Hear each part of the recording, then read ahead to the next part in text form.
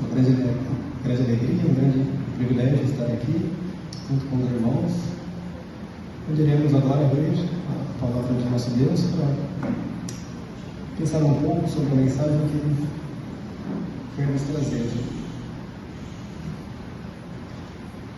Nós estamos então, como todos aqui, eu presumo que saibam, estudando o capítulo do maior salmo da Bíblia, que é o Salmo 119. E o texto de hoje inicia-se no versículo 65 e vai até o versículo 72. O Salmo 119, a partir do versículo 65, diz assim: Tens feito bem ao teu servo, Senhor, segundo a tua palavra. Ensina-me o bom juízo e conhecimento, pois creio nos seus mandamentos. Antes de ser afligido, andava errado, mas agora guardo a tua palavra. Tu és bom e fazes o bem. Ensina-me os teus decretos. Os soberbos têm forjado mentiras contra mim. Não obstante, eu guardo de todo o coração os teus preceitos. Tomou-se-lhes o coração insensível, como se fosse de sebo, mas eu me comprazo na tua lei.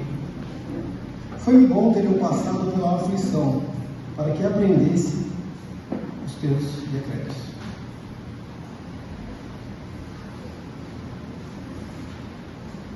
Nós já temos visto em várias mensagens, e principalmente o Rafael, quando ele traz as pregações, ele entra mais nessas questões sobre as palavras no original, nesse sentido. Eu imagino que os irmãos, nós todos já estamos familiarizados com alguns termos que aparecem neste salmo: conhecimento, juízo, decretos, leis, né? E que é o principal tema deste salmo, né? A excelência da lei, a excelência da palavra de Deus.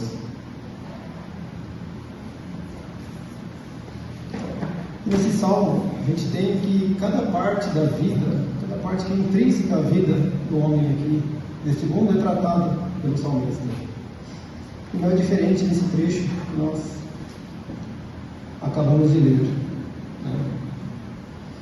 E antes de começarmos, eu não sou um grande fã da música brasileira, tenho minhas preferências aí, já me acusaram de estar de costas para o Brasil e coisas do estilo, mas tem uma música, e eu ouvi ela durante essa semana,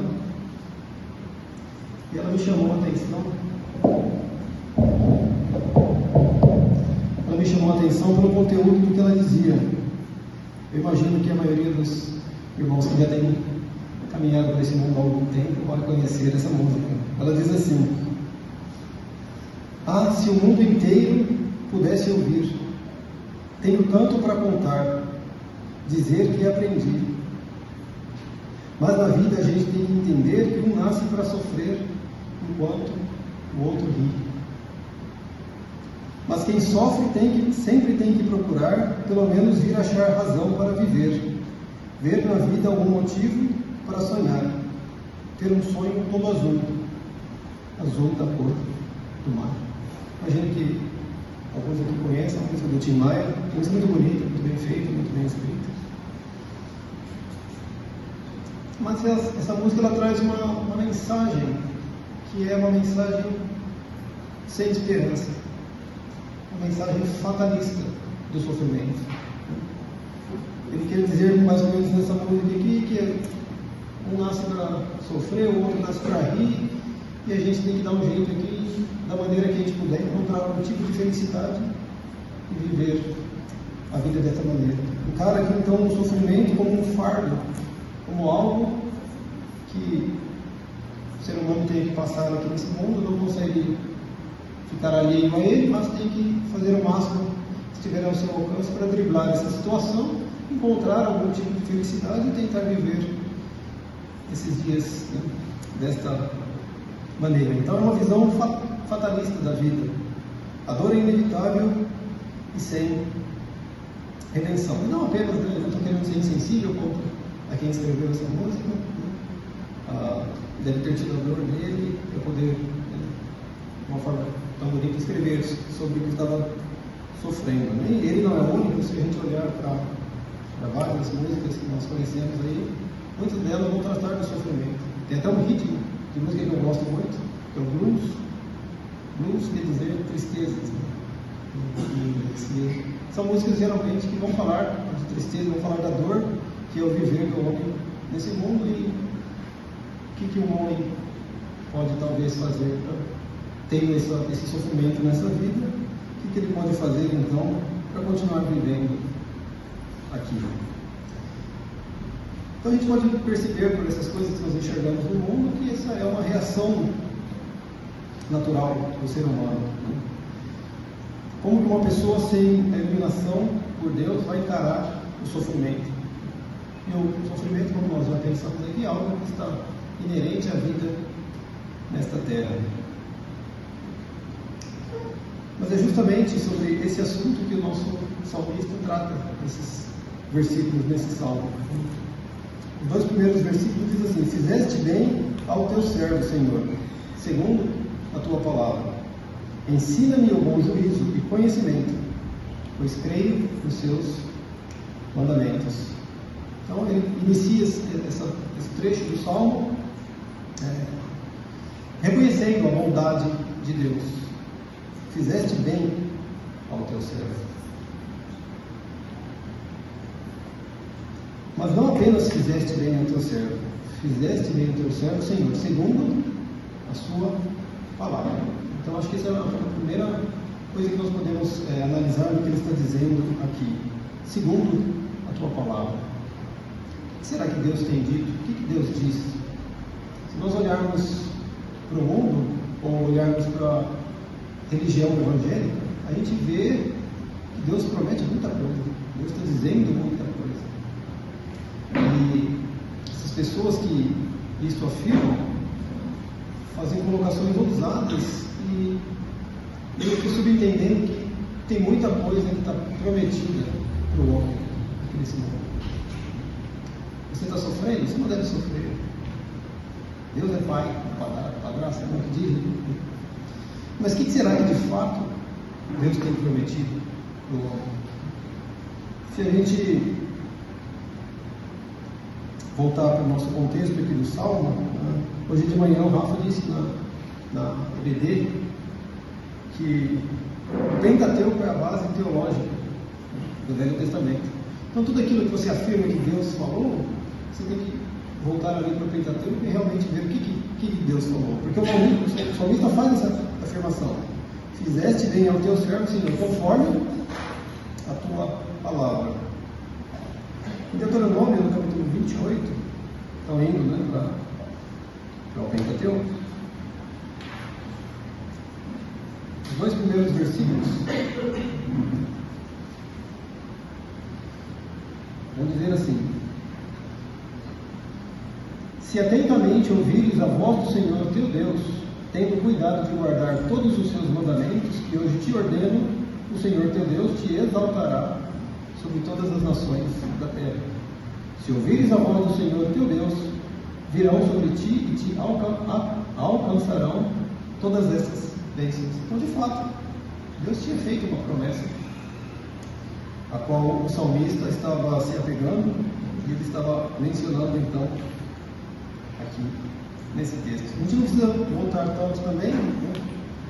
Tem um trecho muito conhecido de Josué, no seu primeiro capítulo. Moisés, né, que era o grande líder desse povo, então recém-liberto do Egito, estava para entrar com o povo na terra. E ele estava à sombra do grande homem, que era Moisés. Então Deus aparece aqui para esse homem, Josué, e o anima, e diz algumas palavras para ele. Ele diz no capítulo 1, no versículo 8: não cesse de falar deste livro. Não cesse de falar deste livro da lei. Antes medita nele dia e noite, para que tenhas cuidado de fazer segundo tudo quanto nele está escrito. Então farás prosperar o teu caminho e serás bem-sucedido. Então a gente tem aqui, da parte de Deus, uma promessa, né? Deus tinha prometido algo para esses homens, para essa nação. E ele começa, né, dizendo assim: fizeste bem ao teu servo, Senhor, segundo a tua palavra.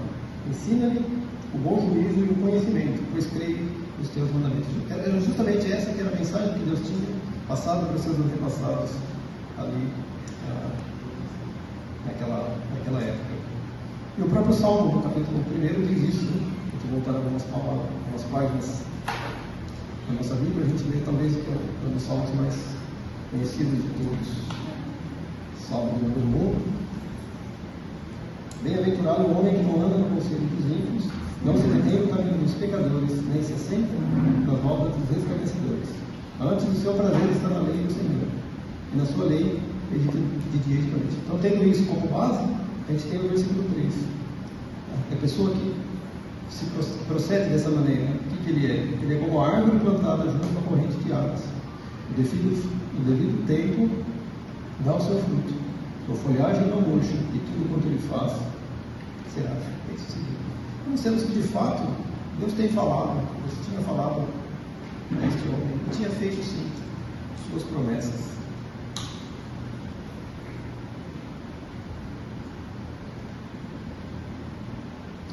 Será que nós conhecemos as promessas de Deus?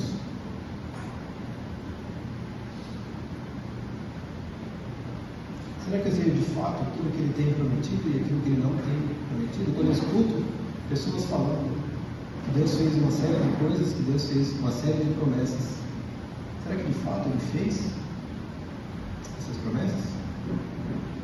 Porque entender isso é crucial para entender por que o homem sofre, por que o cristão sofre neste mundo.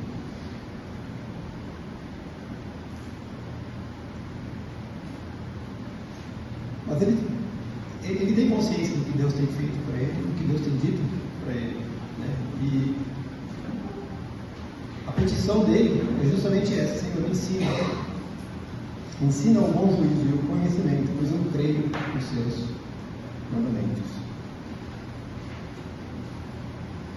Então a gente chega naquilo que eu acho que é mais o centro, né, desse trecho, que é algo estava acontecendo, algo aconteceu na vida desse homem. E ele vai falar aqui, ele vai relatar a partir do versículo 67. Ele diz assim: antes de ser afligido, eu andava errado, mas agora guardo a tua palavra.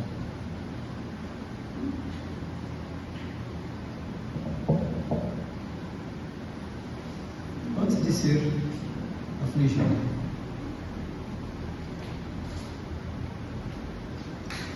É interessante que ele fala sobre essa aflição de um modo positivo. Ele não está reclamando de uma situação que ele passou na sua vida. Antes de ser afligido, eu andava errado.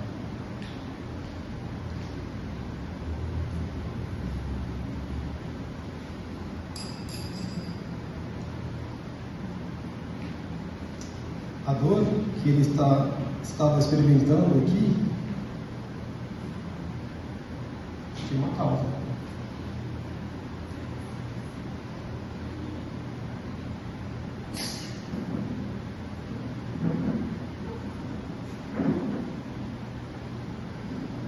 Agora, nosso primeiro ponto quanto ao sofrimento. Nós temos andado, nós conhecemos a palavra de Deus e temos vivido nessa vida. Mas muitas vezes a gente não percebe que a gente tem errado. Nós estamos no versículo 67, ele escreveu muitas coisas aqui sobre o conhecimento, sobre a verdade, sobre a palavra de Deus. Mas ele diz isso: eu andava errado.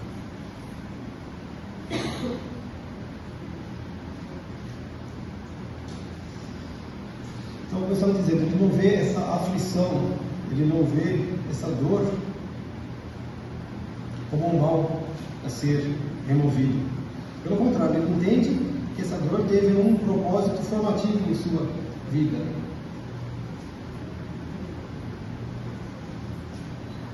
antes de ser afligido, andava errado, mas agora guarda a tua palavra. Então ele reconhece uma situação na vida dele.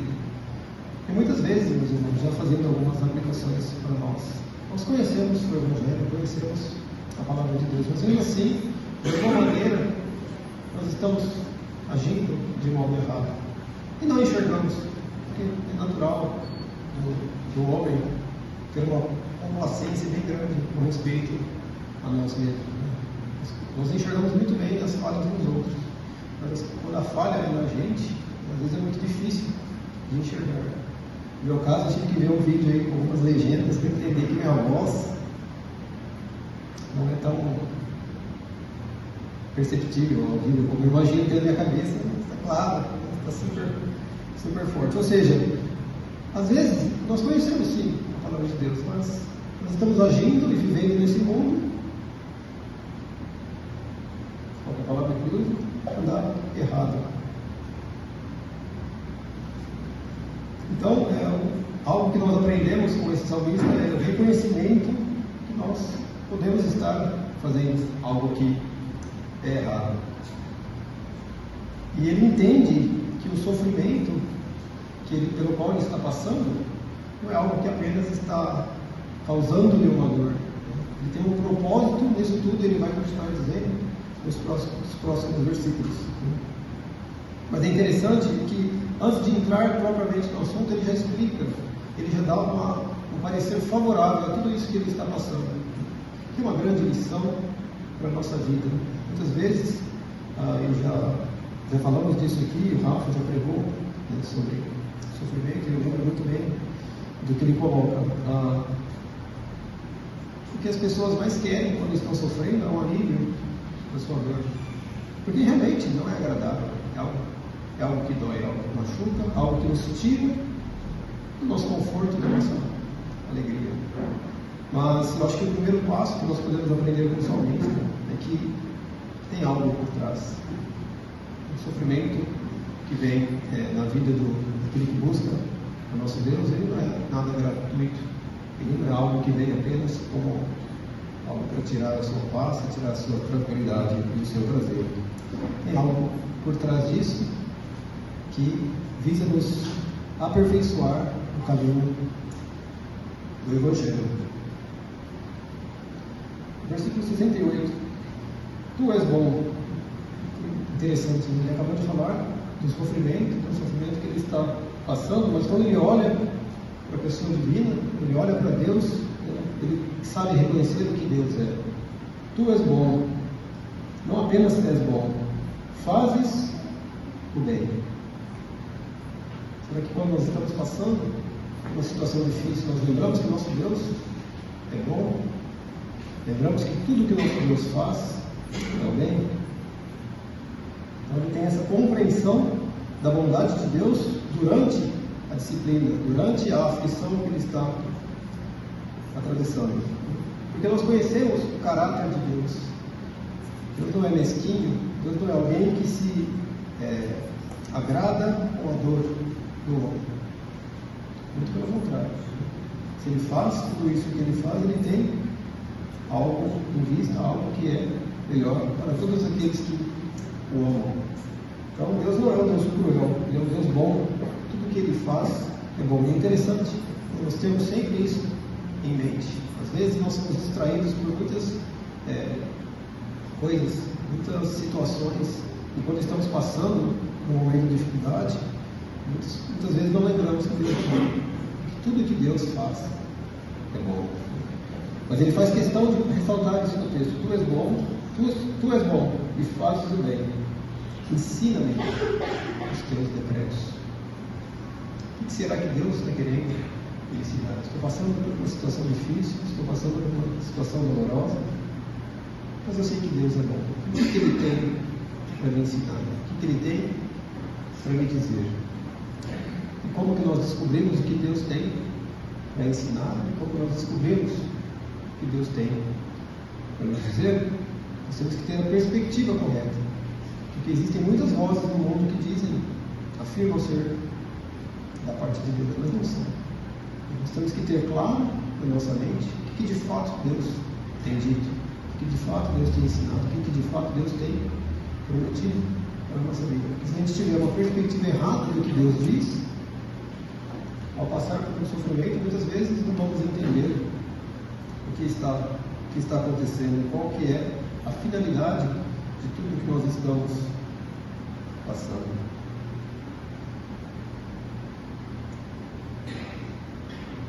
Ele continua então, na sua narrativa, dizendo o que estava acontecendo ainda em meio a esse sofrimento. Versículos 69 e 70 diz assim: os soberbos têm forjado mentiras contra mim. Não obstante, eu guardo de todo o coração os teus preceitos. A gente sempre encontra aquelas pessoas, quando a gente está passando por dificuldades, que vêm querer apontar o dedo na nossa vida. Fulano de tal está sofrendo porque isso, aquilo. Ou, de que adianta você confiar em Deus? Dá uma olhada na sua vida, nas aflições que você está passando. Nós vivemos todos no mesmo mundo. Se vocês experienciam ele da mesma maneira que eu, seja passado por isso muitas vezes. Suportando esse escárnio daqueles que não entendem as coisas espirituais. E ao olhar, sem entender a nossa vida, fazer comentários que realmente, se a gente parar para ouvir o que eles têm a dizer, machuca muito.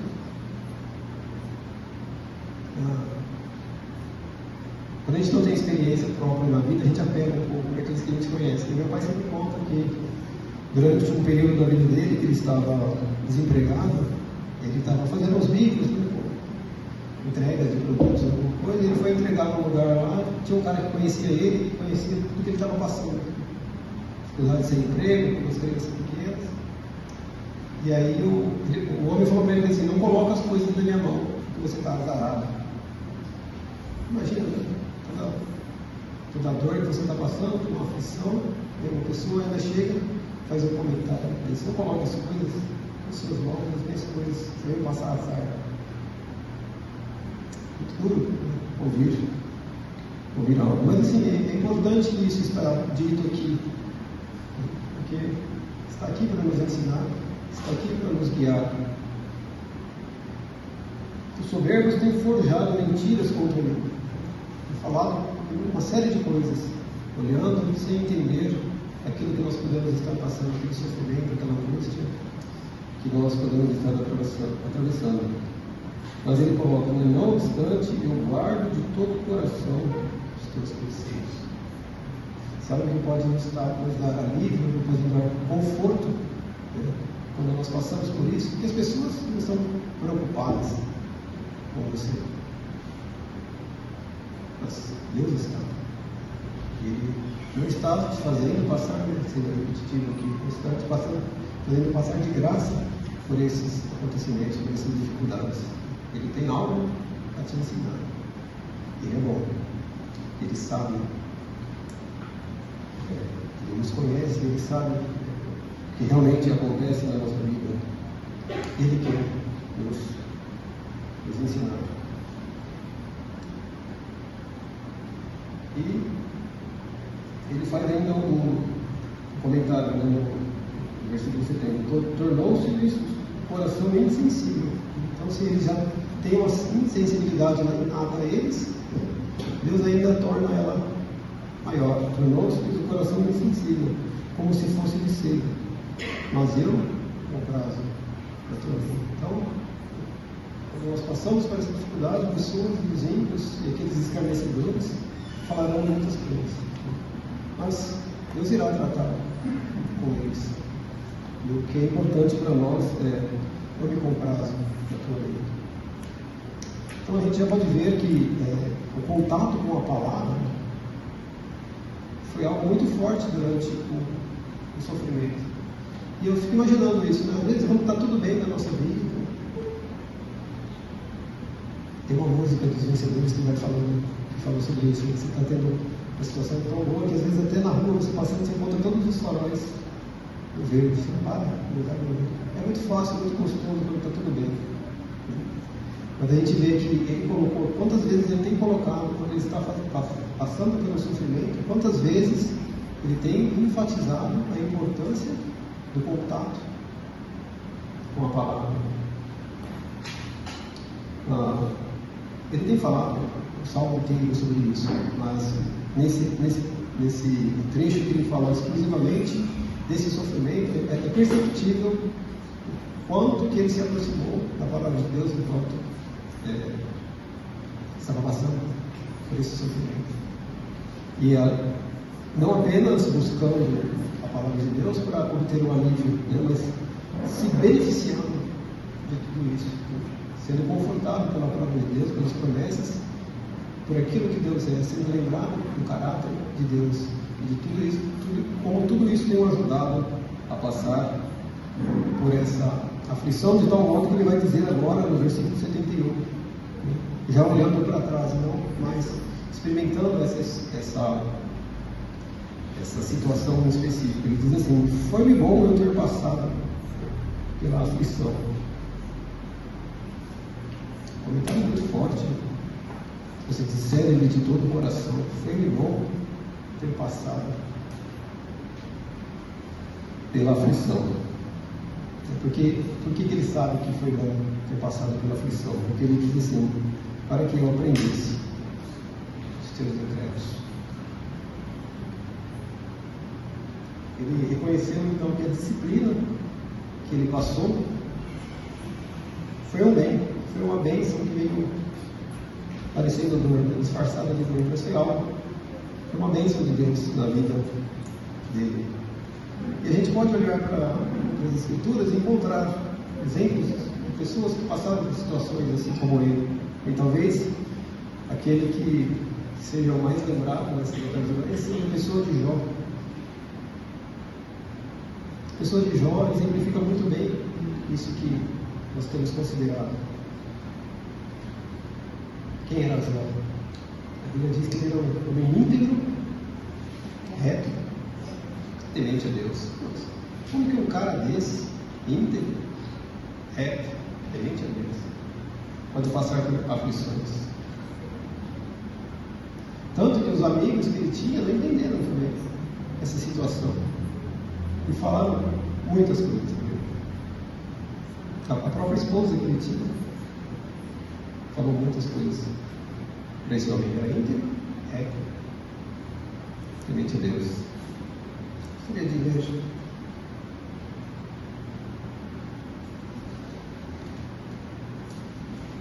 Alguns versículos que ilustram isso.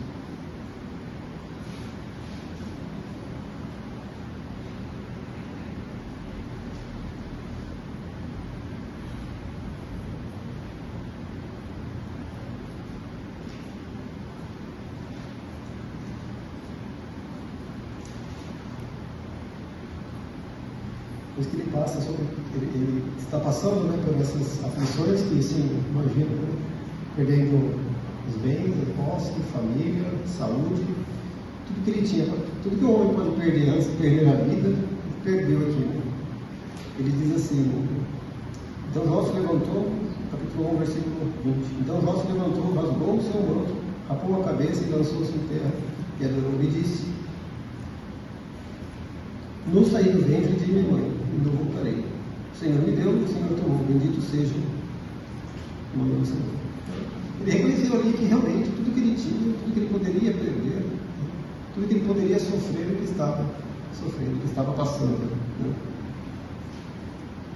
Por isso. E ainda, como eu disse, né, no capítulo 2, no versículo 9, diz assim: então sua mulher lhe disse: ainda conservas a tua integridade? Amaldiçoa a Deus e morre. Amaldiçoa a Deus e morre.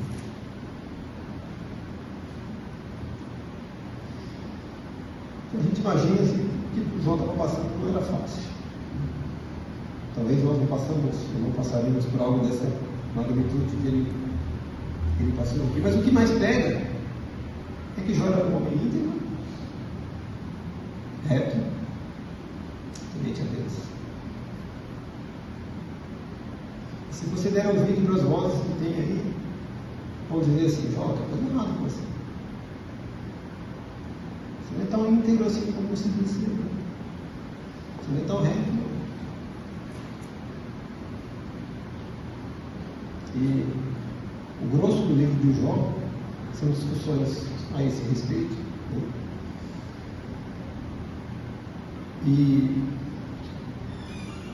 nós, lendo a história de Jó, conhecemos o todo. Conhecemos o que aconteceu antes, o que acontecia durante esse sofrimento. E conhecemos o final da história. Mas Jó não conhecia isso tudo que ele estava passando. Ele não entendia. Talvez ele não conhecesse tão bem a Deus como ele deveria. Tanto que, no capítulo 42,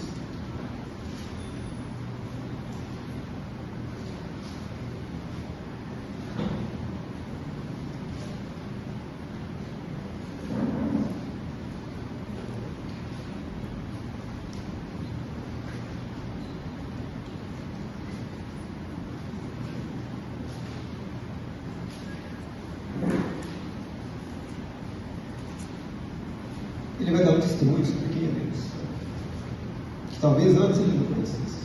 Ele diz assim: nem sei que tudo podes, e nenhum de seus planos pode ser frustrado. Quem é aquele, como disseste, que sem conhecimento encobre o meu conselho? Na verdade falei do que não entendia, coisas maravilhosas demais para mim, coisas que eu não conhecia. Escuta-me, pois, havias dito, eu falarei. Eu te perguntarei e tu me ensinarás. Eu te conhecia só de ouvir falar. Mas agora os olhos te veem. Aqui um exemplo que Jó precisava aprender. Jó de fato conhecia Deus como nós conhecemos. Mas depois de tudo isso que ele experimenta em sua vida, né, ele chega ao final desse sofrimento que ele passou. Ele pode dizer as mesmas palavras que o salmista diz no versículo 71. Foi bom eu ter passado pelo sofrimento, porque antes eu conhecia de ouvir falar, mas agora os meus olhos te veem. Então, né, essa experiência pela qual Jó passa, né, esse sofrimento que ele passa, não apenas aumenta o conhecimento teológico que ele tem a respeito de Deus, mas ele aprofundou a relação pessoal que ele passou a ter com Deus.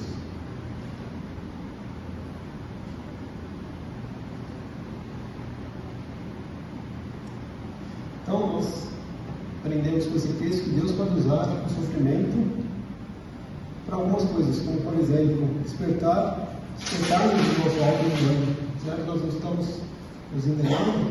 Será que nós estamos traçando uma realidade que não é verdade na nossa vida?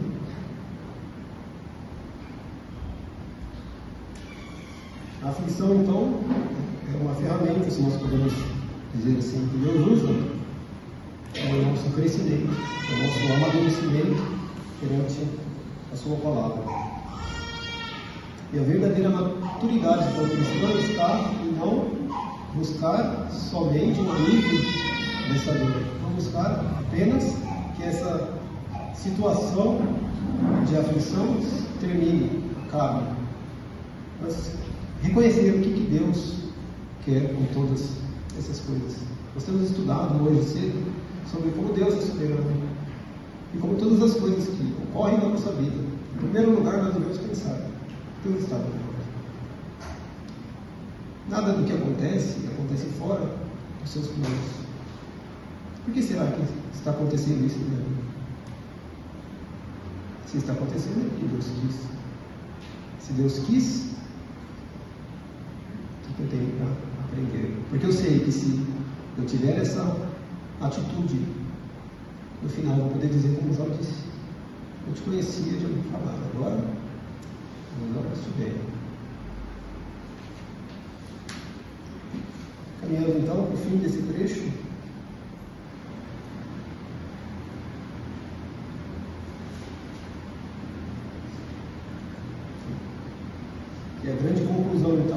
com todo esse período de sofrimento que ele passa. Ele diz assim: foi-me bom ter para mim vale mais a lei que procede de tua boca do que milhares de ouro ou de prata.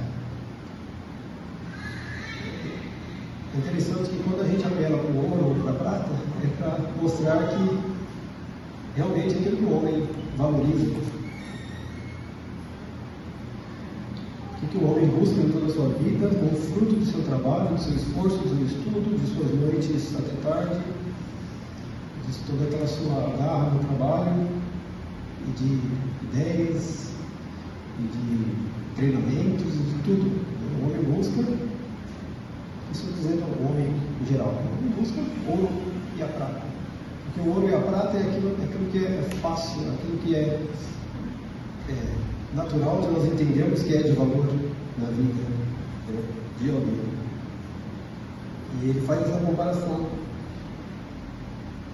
Para mim vale mais a lei da tua boca do que milhares de moedas de ouro quebrado. Então, após essa experiência, que ele teve de correção, essa experiência que ele teve de aflição,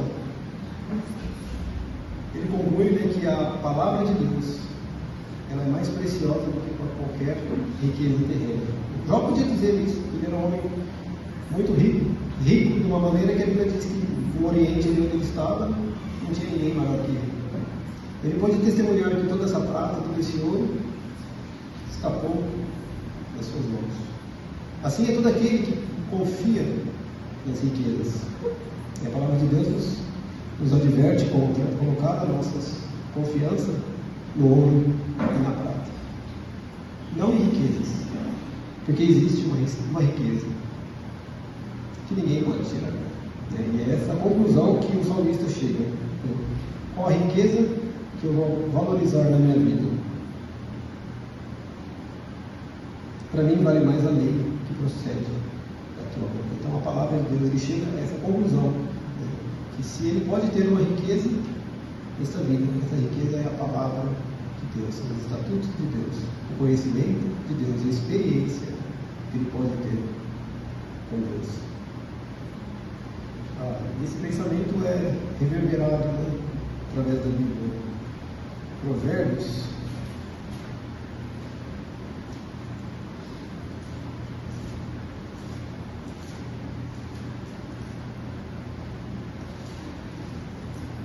capítulo 8, versículos 10 e 11 diz assim: aceitai o meu ensino e não a prata, e o conhecimento antes que o ouro escolhido, porque melhor é a sabedoria do que joias, e de tudo que se deseja nada se pode comparar com ela. Essas palavras não têm o menor valor na vida daquele que não entende a preciosidade da palavra de Deus. Aquele que anda neste mundo apenas visando acumular suas riquezas, ter uma vida confortável, uma vida de sucesso. Essas palavras que o apóstolo Paulo diz na sua carta aos Coríntios são loucura. Como que eu vou abrir mão da prata e do ouro? Por causa de uma palavra, por causa de uma lei, de um estatuto. Mas justamente é isso, melhor é a sabedoria do que joias. De tudo que se deseja, nada pode se comparar com a riqueza da palavra. Nossa Deus, que lições impressionantes, através do sofrimento, esse salmista pôde aprender.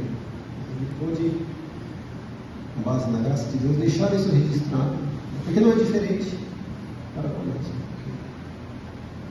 Não é diferente na nossa vida, que nós precisamos passar por essas aflições, porque Deus é bom, Ele tem algo a nos dizer, Ele quer mudar a nossa perspectiva, quer mudar a nossa natureza caída, os impulsos que ela tem, e direcionar aquilo que é correto. Porque afinal de contas, isso aqui tudo vai passar. essa vida vai se findar, tudo vai acabar. Para aqueles que não têm esperança, na melhor das hipóteses, acaba tudo. Mas há sim uma riqueza que nada pode se comparar com ela, que é a riqueza da palavra do nosso Deus. Para concluir, o caminho do cristão, o caminho da vida do cristão então nesse mundo é marcado pela bondade de Deus. E lendo um texto como esse parece que é um paradoxo, mas muitas vezes essa bondade se manifesta por meio da correção e da aflição que vem da parte de Deus. A disciplina revela a necessidade que nós temos da palavra. Então, assim como salmistas, nós devemos confiar na bondade de Deus, segundo a sua palavra. Nós devemos aceitar a disciplina que vem da parte de Deus como um presente que conduz ao conhecimento, que conduz à santidade, que muda a nossa maneira de viver. E valorizar a palavra então de Deus como nosso maior tesouro.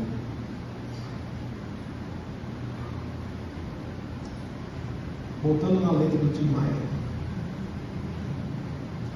ele diz que um nasce para sofrer e o outro para rir.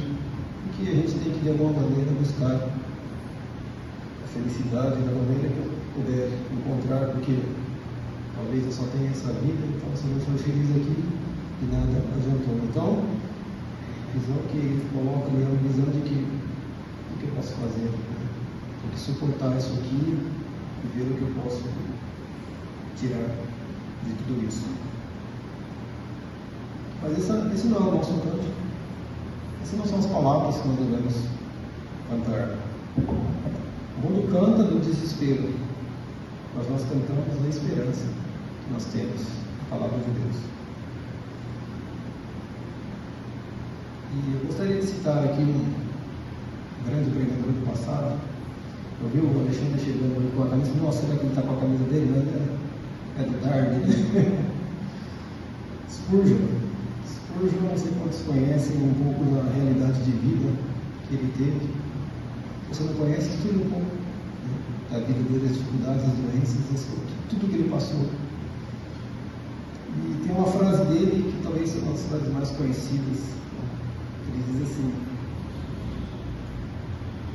tenho aprendido a beijar as ondas que me lançam contra rochas secas. Tenho aprendido a beijar as ondas que me lançam contra a rocha dos secos. Ele não romantizou o sofrimento nessa frase.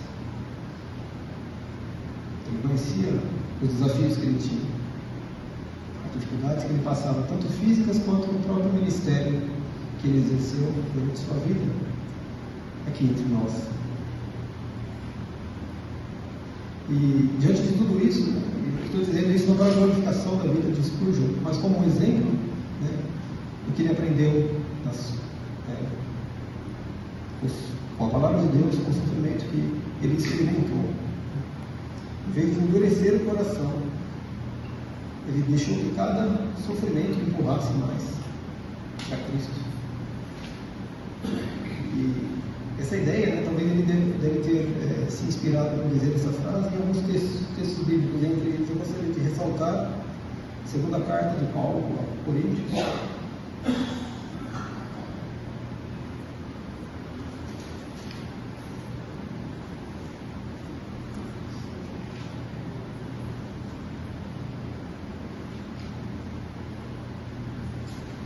Paulo estava passando por umas dificuldades também, né? Ele diz assim, a partir do versículo 8: por causa disso, 3 vezes pedi ao Senhor que o afastasse de mim, isto é, o espinho na carne que ele diz, né, ter nos versículos anteriores. E aí vem a resposta da parte de Deus que ele deixa registrada aqui para nós. Ele diz assim, versículo 9: então ele me disse, a minha graça te basta, porque o poder se aperfeiçoa na fraqueza. De boa vontade, pois, mais me gloriarei nas fraquezas, para que sobre mim repouse o poder de Cristo. Então, meus irmãos, nós não vejamos então o sofrimento como um acidente sem sentido. Nós não apenas suportemos e esperamos que ele passe, né, com má vontade, mas que nós possamos, com a ajuda, né, que ele provém, valorizar o que Deus está produzindo através desse sofrimento, que vai redundar em mais dependência, mais fé e mais amor da sua palavra. Só um comentário então, para terminar, sobre essa frase, né, de Spurgeon.